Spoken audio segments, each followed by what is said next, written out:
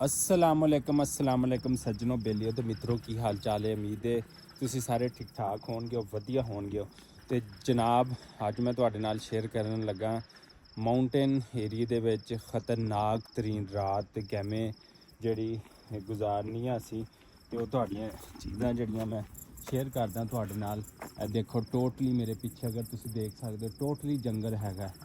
ਮੇਰੇ ਇਰਦ ਗਿਰਦ ਕੋਈ ਚੀਜ਼ ਨਹੀਂ ਹੈ, ਜਿੱਧਰ ਨੂੰ ਵੀ ਦੇਖ ਲਓ।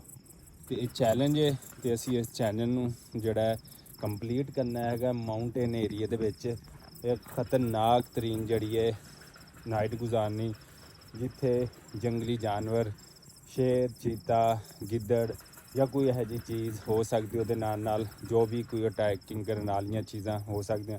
ਇਹਦੇ ਵਾਸਤੇ ਤੁਹਾਡੇ ਕੋਲ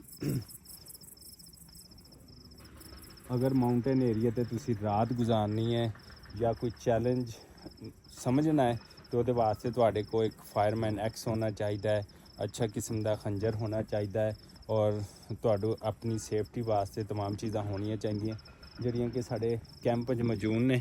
ਉਹ ਵੇਖੋ ਉਹ ਇੱਥੇ ਕਰਕੇ ਕੈਂਪ ਲਾਇਆ ਜਨਾਬ, ਉਹ ਕੈਂਪ ਨਜ਼ਰ ਆਉਂਦਾ ਪਿਆ ਤੇ ਉੱਤੇ ਜਿਹੜਾ ਹੈ ਉਹ ਵੇਖ ਸਕਦੇ ਹੋ ਸਾਰਾ ਟੋਟਲੀ ਜਿਹੜਾ ਹੈ ਜੰਗਲ ਹੈਗਾ। ਇਹ ਵੇਖੋ ਇਸ ਤਰਫ ਸਾਰਾ, ਤੇ ਇੱਥੇ ਅਸੀਂ ਨਾਈਟ ਗੁਜ਼ਾਰਨੀ ਖਤਰਨਾਕ ਤਰੀਨ ਨਾਈਟ।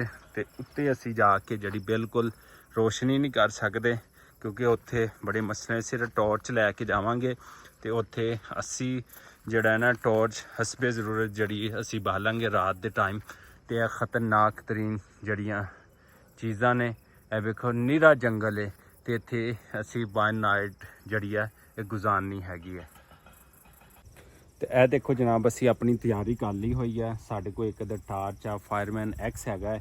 ਤੇ ਕੋਈ ਵੀ ਜੰਗਲੀ ਜਾਨਵਰ ਆ ਜਾਵੇ, ਕੋਈ ਵੀ ਮਿਸਾਈਲ ਹੋ ਜਾਵੇ ਤੇ ਉਹਦੇ ਵਾਸਤੇ ਤੁਹਾਡੀ ਆਪਣੀ ਸੇਫਟੀ ਤੋਂ ਨਿਪਟਣ ਵਾਸਤੇ ਤੁਹਾਡੇ ਕੋਲ ਹਥਿਆਰ ਹੋਣਾ, ਜਿਹੜਾ ਫਾਇਰਮੈਨ ਐਕਸ ਹੋਵੇ, ਕੋਈ ਗਨ ਹੋਵੇ, ਕੋਈ ਇਸ ਤਰ੍ਹਾਂ ਦੀ ਚੀਜ਼ ਹੋਵੇ।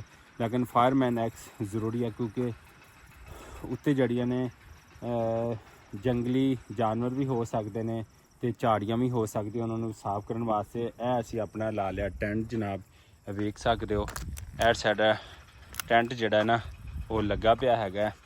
ਤੇ ਅਸੀਂ ਹੁਣ ਜਿਹੜਾ ਨਾ ਇਹ ਦੇਖੋ ਦੂਸਰੀ ਸਾਈਡ ਤੇ ਇਹ ਵੇਖੋ ਸਾਰਾ ਟੋਟਲੀ ਜੰਗਲ ਤੇ ਬਿਆਬਾਨ ਹੈਗਾ, ਜਿੱਥੇ ਤੁਹਾਨੂੰ ਦੂਰ ਦੂਰ ਤੱਕ ਜਿਹੜੀ ਹੈ ਨਾ ਕੋਈ ਚੀਜ਼ ਜਿਹੜੀ ਆ ਉਹ ਨਜ਼ਰ ਨਹੀਂ ਆਏਗੀ। ਇਹ ਵੇਖ ਸਕਦੇ ਹੋ ਟੋਟਲੀ ਜੰਗਲ ਹੈ ਤੇ ਉਸ ਜੰਗਲ ਬਿਆਬਾਨ ਦੇ ਵਿੱਚ ਤੁਸੀਂ ਕਿਵੇਂ ਰਹਿਣਾ ਹੈ। ਤੇ ਆਓ ਫਿਰ ਸਾਡੇ ਨਾਲ ਅੱਜ ਦੀ ਨਾਈਟ ਗੁਜ਼ਾਰੋ, ਜਿੱਥੇ ਹੋਰ ਖਵਾਨ ਜਾਨਵਰ ਵੀ ਹੋ ਸਕਦੇ ਨੇ ਤੇ ਸਾਰੀਆਂ ਚੀਜ਼ਾਂ ਹੋ ਸਕਦੀਆਂ ਨੇ। ਤੇ ਤੁਸੀਂ ਕਿਸ ਤਰ੍ਹਾਂ ਆਪਣੀ ਤਾਕਤ, ਹਿੰਮਤ, ਜੁਰਤ ਜਿਹੜੀ ਹੈ ਉੱਥੇ ਸ਼ੋਅ ਕਰਾ ਸਕਦੇ ਹੋ। ਤੇ ਇਹ ਚੈਲੰਜ ਹੈ ਜਿਹਨੂੰ ਅਸੀਂ ਐਕਸੈਪਟ ਕੀਤਾ ਹੈ। ਤੇ ਇਨਸ਼ਾਅੱਲਾ ਇਹ ਜਿਹੜੀ ਟਾਰਚ ਹੈ ਇਹ ਵੇਖ ਸਕਦੇ ਹੋ, ਇਹ ਵੇਖੋ ਇਹ ਟਾਰਚ ਜਿਹੜੀ ਹੈ ਰਾਤ ਵਾਸਤੇ ਤੁਹਾਨੂੰ ਰਸਤਾ ਵੀ ਦਿਖਾਉਂਦੀ ਹੈ।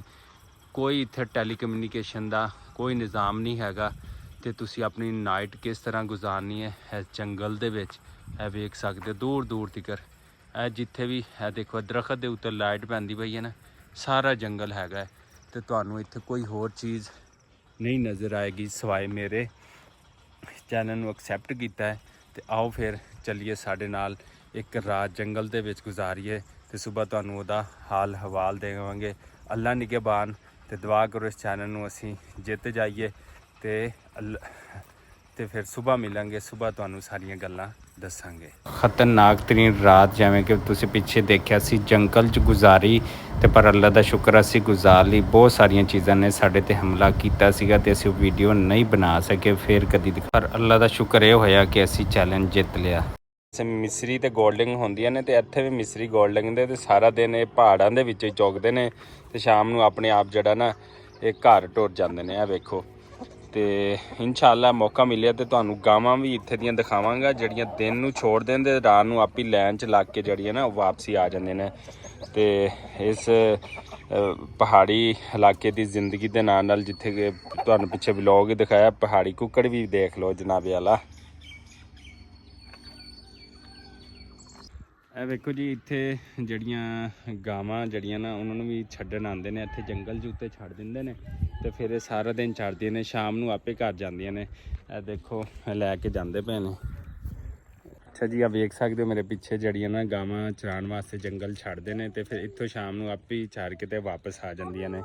ਆ ਵੇਖ ਸਕਦੇ ਹੋ, ਇਹ ਵੇਖੋ ਇਹਨਾਂ ਨੂੰ ਉੱਤੇ ਜੰਗਲ ਵਿੱਚ ਜਿਹੜਾ ਹੈ ਉਹ ਦੇਖੋ ਛੱਡਣ ਜਾਂਦੇ ਪਏ ਨੇ।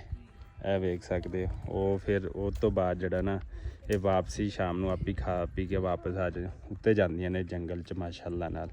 ਤੇ ਦੇਖੋ ਜੀ ਸਾਡੇ ਜਾਨਵਰ ਮੈਦਾਨੀ ਇਲਾਕੇ ਨੇ, ਸਾਰਾ ਦਿਨ ਬੰਨੀ ਛੱਡੋ ਫਿਰ ਵੀ ਸ਼ਾਮ ਨੂੰ ਜਿਹੜਾ ਉਹ ਲੜਦੇ ਨੇ।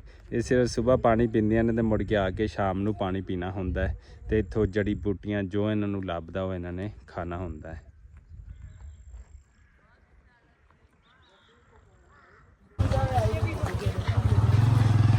ਅਸੀਂ ਹੁਣ ਚੱਲਦੇ ਪਏ ਹਾਂ, ਦੇਖਦੇ ਪਏ ਹਾਂ ਕਿ ਸਾਡੇ ਸ਼ੇਰ ਜਵਾਨ ਨੇ ਚਾਹ ਬਣਾ ਲਈ ਹੈ ਕਿ ਨਹੀਂ ਬਣਾਈ।